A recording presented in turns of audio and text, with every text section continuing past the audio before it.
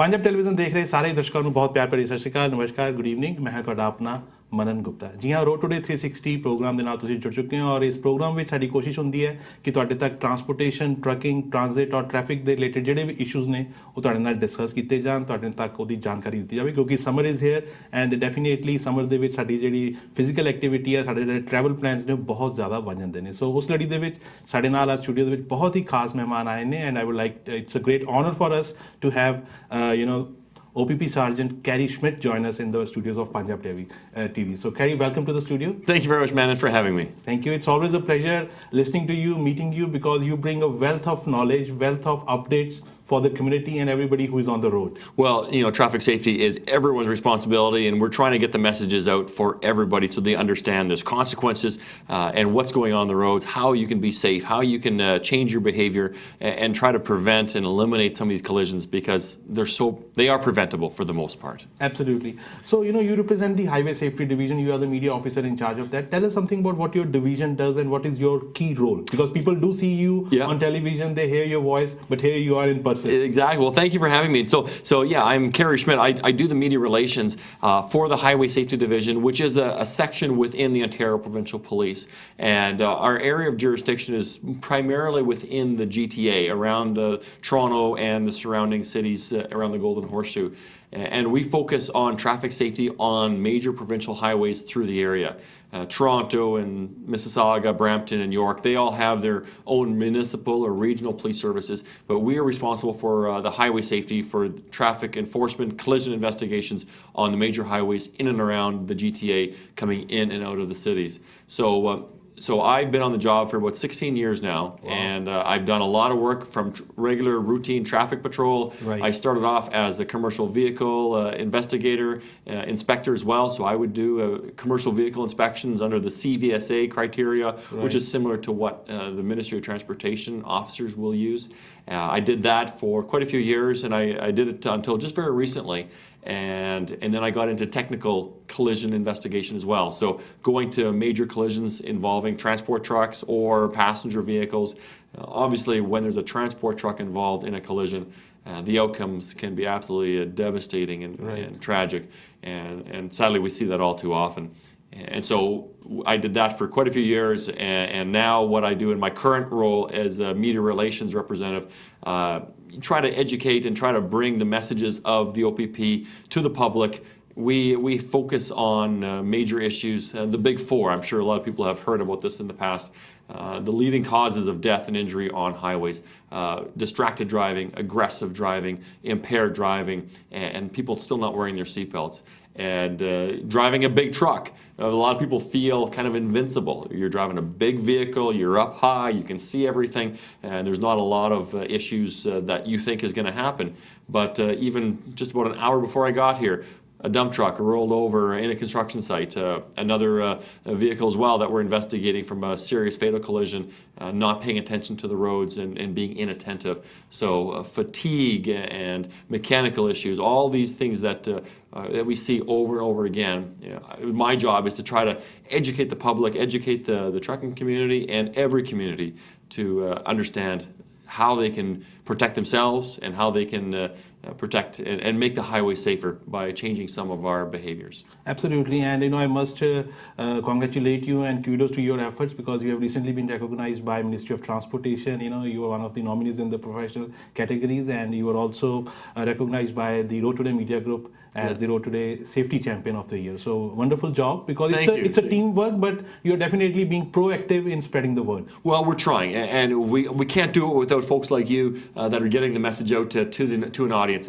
We certainly need that avenue for people to get that message out. I can talk all day long, but if no one listens, and thank you to you and your organization to get these messages out. They're key and fundamental for highway safety. The trucking and large commercial vehicles are the backbone of our economy. We are dependent upon them to keep goods moving across the country.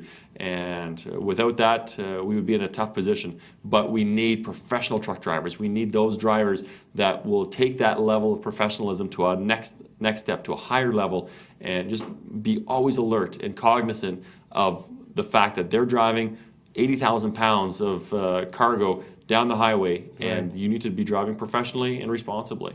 Very true. You mentioned about the big four. I've been recently calling them the 21st century AIDS. AIDS. Because all the four elements I took their abbreviations.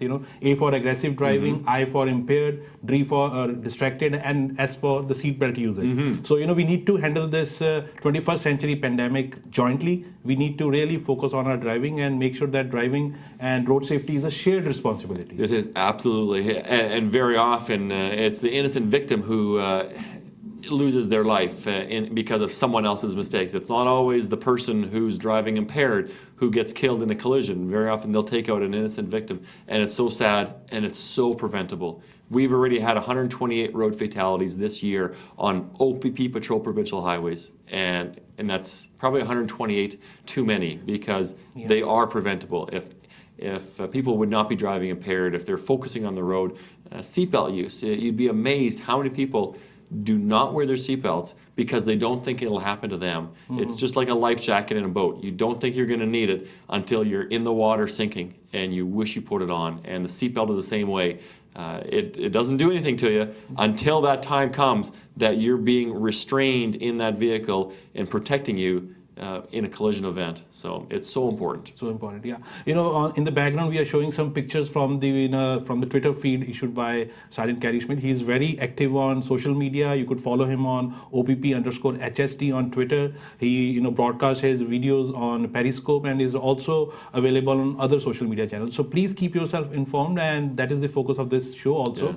Yeah. We are in summer, and schools are going to be off and people are going to use our highways extensively for travel plans. Something specific you would like them to focus upon? Well, there's a lot of people. This weekend specifically, we're getting to the end of school. The long weekend, Canada Day long weekend, July 4th is a big weekend. A lot of traveling out across the country, and people are excited. They get their vehicles loaded up. They get their campers and their trailers loaded up. They're pulling their boats and all their toys, and they're going to the campgrounds or visiting family, and it's exciting. A lot of people may be traveling in areas they're not as familiar with. Right. So plan ahead, know where you're going.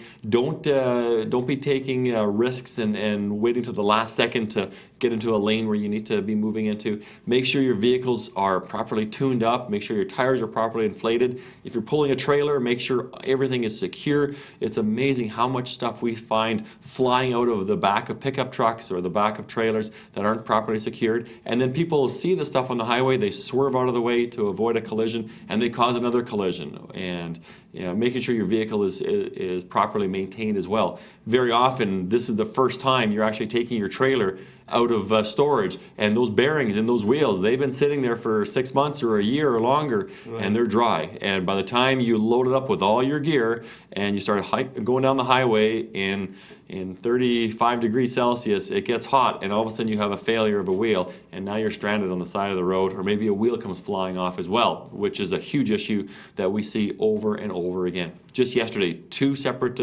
wheel offs within hours because of improper maintenance on these vehicles. Oh, that's very sad. So please make sure that you maintain your vehicles, whether they are big rigs or your regular vehicles. Properly, timely maintenance is equally important, and so is your driving behavior on the highways. Talking about driving behavior, we see motorcyclists. This is the season of motorcyclists. They bring their motorbikes out, and sometimes we see erratic behavior of them, and they end up in more collisions and losing their precious lives. Specific message for? Well, motorcycle riders, they're vulnerable. It doesn't matter how good of a rider you are. If you're involved in a collision, you're probably going to be the one that's most hurt or worse off. Of the collisions that we've investigated so far this year and historically over the years, about 50% of the collisions involving motorcycles and the fatalities were the fault of someone else. Okay. So it's about 50-50 where a driver is either driving too fast and loses control and hurts himself or kills himself, or if they're driving along and a car makes a turn in front of them or a lane change in front of them. If you look on my Twitter account, I just posted a dash cam video of a motorcyclist who was driving along, and a car actually almost sideswiped him. They were trying to change lanes very quickly. At the last second, the car went back, but it got the motorcyclist up in defensive driving, and they actually lost control, and he actually came off his motorcycle, slid down the highway for quite a distance, and there was a transport truck right behind this person, and as the driver fell off his motorcycle and slid down the highway, came right in front of this transport truck driver, kudos to the truck driver because he was able to get his rig stopped and not hurt anymore the driver, and he had a dash cam there that showed what was going on. It's a compelling, gripping video. But if you're in a motorcycle and you're involved in a collision, vulnerable road user. This motorcyclist, he's going to live, but he's got a lot of injuries. But we've seen far too many people losing their lives, losing control, driving too fast for conditions, and then other drivers cutting them off or cutting in front of their traffic. Very often, drivers don't recognize a motorcycle until it's too late. Yeah. Because they're a small vehicle, and especially at night, you may see headlights off in the distance, and you think it's a car a kilometer or more away. And you start pulling into traffic, and by the time you realize it's actually a motorcycle only 100 meters away, there's nothing you can do. Okay. And now this motorcycle has nowhere to go, right. and that's where we see these problems. So again, shared responsibility. Everybody needs to do their part. As a motorcycle rider, if you ride motorcycles, be defensive, be highly visible, and be alert to other traffic so you can anticipate what they might be doing if they're going to make any sudden changes in front of you. And if you're a car driver, just take that extra time, make that lane change, make that shoulder check, make sure it's safe before you make a turn, because by the time you realize you're in the way, it's too late. It's too late. Traditionally, our listeners and our viewers or the community out there, they think that OPP just patrols the highways, but OPP also patrols the marine way, Yes. The lakes and other things. And in summertime, there are a lot of activities happening there. Oh, yes. So I know sometimes people don't wear their, flotation devices, or they are still drinking and, sailing and boating. So some messages for them? Absolutely. And summer has barely begun. Last week was the first day of summer, and summer vacation is just starting right now. We've already had 9 marine fatalities already this year. Not a single one of them was wearing a life jacket at the time when we located them. And of those 9 people who lost their lives, most of them, not all of them, but most of them actually had alcohol in their system as well. So it's so important. Put your life jacket on. If you're drinking, stay on the dock, stay at the cottage, stay on the ground or on the dry land. Right. Because once you're out in the water, the conditions can change very quickly as well. And there are provisions depending on what kind of a boat you have. In some cases, you can drive or you can have alcohol on your boat, but that's only in a situation where your boat is large enough that it has sleeping accommodations, that has a kitchen, and there's a bathroom. It's not a little fishing boat. It has to be a larger boat with a berth, with all those kinds of facilities. Plus, you have to either be out at anchor or tied onto your dock. That's the only time. You can never be in motion or under power and have alcohol in your boat, because that's a recipe for disaster. And if you're out drinking and you have a big boat like that and you're at anchor and you're drinking, you're allowed to do that. But as soon as you pull up the anchor and you're impaired, we don't want people taking chances. So please leave the alcohol back at the dock and enjoy the water, enjoy the activities out there. There's big boats, there's little boats, there's wave runners, and there's kayaks and canoes and sailboats. Just be careful and know where you are. It's just like being out on a highway as well, but you don't have roads, and help could be a long ways away. And you can't just pull over and stop and wait for help, because you're in the middle of the lake sometime and a storm comes up. There's nothing you can do. So just be aware of that. Be prepared. Make sure you have your emergency equipment in your boat at all times, and that everybody has a life jacket and they're wearing it, because you're not going to have time to put it on if you go overboard. Absolutely. So whether you are driving or you are sailing or boating, you have to make sure that you take wise decision, and the decision is, if you are impaired, if you have taken any drinks or medication or any illegal drugs, please don't involve yourself in unsafe conditions. Talking about summer, summer brings a lot of construction activities on our highways, and those construction zones also become grounds of collisions and sometimes untoward incidents. So OPP does some additional patrolling in those zones? Well, we're always aware of those issues, and we have identified hotspots where we have seen historically an increased number of collisions, and we'll patrol those areas with more vigilance as well. And then as we see construction zones starting their work, very often during the weekends or overnight hours, there'll be more construction. They may start closing off lanes or ramps for construction workers to do their job. So if you're driving now through the summertime, through the construction season, just be aware, watch for construction signs, watch for slowing traffic, watch for lane realignments. There may be traffic changes that you're not familiar with or accustomed to, and all of a sudden at the last second, now you have to go left instead of right. It could be anything. So just pay super attention. We had just a tragic fatal collision on the weekend involving 11 vehicles. 4 people lost their lives. 3 of them were transport trucks. An absolute tragedy, leading up to a construction zone where lanes were reduced to 1 lane on a ramp. And traffic, right now it looks like traffic was slowing down because of the construction, and a transport truck came in from behind and smashed into the back of these vehicles that were waiting to get through the area. And so even though it actually happened outside of the construction zone, but because there's so much traffic that is entering this area, it adds up, it queues further back and back and back, and it comes to a point where there's always going to be, someone is going to be the last car in that line. Yeah. And the problem is the car or the next vehicle coming in this case it looks like it was a transport truck, didn't realize that traffic was stopped and collided into the back of these vehicles, causing a horrific crash. 4 people lost their lives. A little 4-year-old girl was one of them. It just absolutely horrible and very preventable as well. And so just a reminder to everybody, and especially big truck operators, there is a higher level of responsibility that you need to have when you're driving a big rig, because you'll be held accountable, and the outcomes can be so much more tragic. If it would have been just all passenger vehicles, it probably wouldn't have been the same. But when we have large vehicles, that's where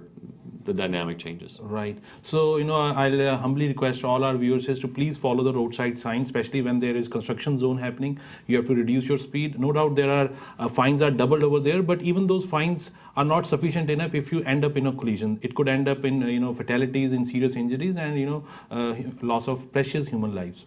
Moving ahead, please explain to our viewers the situation where somebody is stopped by a police cruiser. What should be the first step, or what should be the line of action? Well, absolutely. If you're getting pulled over, right. Obviously always be aware of your surroundings.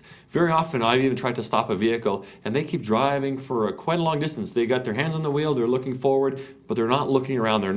They have no spatial awareness of what's going on around them. There's mirrors all over your vehicle, side mirrors, your rear view mirror. Use those mirrors and scan all the time, knowing what's around you, so that if you need to change lanes or something happens, you can do that safely. If an officer is coming up behind you, lights and sirens going, some people just don't realize what's going on. If you see emergency vehicles, slow down, take your foot off the gas, pull over to the right and let the officer go by you if that's what they want to do. And if the officer stays behind you, keep pulling to the right and come to a safe and controlled stop on the shoulder. Right. So that is very important. And also, if you could explain about the move over law, because that is also causing unfortunate incidents on our highways. Yeah, we've seen that all too often. Actually, the legislation just changed as well. So not only are drivers now required by law to slow down and move over into an adjacent lane if there is one for emergency vehicles, which includes police cars, fire trucks, and ambulances. You're also now required by law to slow down and move over when you see a stopped tow truck with their amber lights flashing. So anytime you see a vehicle is broken down on the side of the road, a tow truck is there, you are required to slow down, and if you're on a multi-lane highway, signal and move over into an adjacent lane. So there's 1 lane of safety for the tow truck operator or the emergency vehicle there to do their job, because that's where they're working, that's their office space. And to have a vehicle drive by them at 100 kilometers per hour within just a meter or two of them, it can be very frightening. And if someone's not paying attention, a lot of times drivers will actually they will become fixated on the flashing lights, and wherever you're looking, that's typically where you'll drive. And so, especially at nighttime, if you see flashing lights in the distance, just be absolutely alert and know where you're driving, because very often drivers will just slowly they'll keep watching the lights and they'll slowly steer towards that. And that's very dangerous, and for us as well. It makes us very cautious and very, very nervous to be out there. We don't want to be on the side of the road any longer than we have to be, but we need drivers to pay attention as well. Absolutely. So please, pay attention to your driving and to the safety of the first responders, whether it's police, fire, ambulance, or the service providers like tow truck operators, because safety again is a shared responsibility. And Kerry, we focus on a lot of safety elements for the commercial motor vehicle element, and in that, to continue that, we organize the Smart Trucker Seminar Series, and you have been an integral part. Yeah. Tell us something about your experience and why those kind of events are equally important for the community and the industry to participate. Well, it's great to be part of these events where the industry can come together to talk about best practices. They can talk about ways that what they can do to make the road safer, and what is being done on the roads, to be aware of new legislation, to be aware of what we're doing as a policing organization, and what we're finding in trends, so that they can go back to their operators and their fleets and their drivers to say, this is what the police are seeing. Let's make sure we're not part of that problem. So when it comes down to vehicle maintenance, for instance, we see a lot of wheel offs. Very often they come off very quickly after they've been installed. So if the wheels have not been installed properly by an accredited maintenance company, if it's been done even on a passenger vehicle, if they're not being done properly, they can come flying off and result in tragic consequences. Making sure drivers are doing their proper daily inspections. So often we stop these truck drivers and we ask them, did you do your daily inspection? Well, they filled out the book and they walked around the truck, but they didn't actually check the brakes. They didn't actually check the tires. They didn't check underneath. They don't want to get themselves dirty. But it's those few extra minutes that could be the difference between making it to your destination or being involved in a wreck that's going to change your life or someone else's life. So just doing your part to be professional. We know we're all on time-sensitive, time crunch. We want to make our deliveries, and we want to get our loads out as quickly as possible, but we need to be safe, and we need to do it properly. And so we just need all truck drivers to rise to the occasion, to be professionals, right, to do the best, to be the best drivers out on the roads, and raise that bar. And so we need to work together to make our highways as safe as they possibly can be.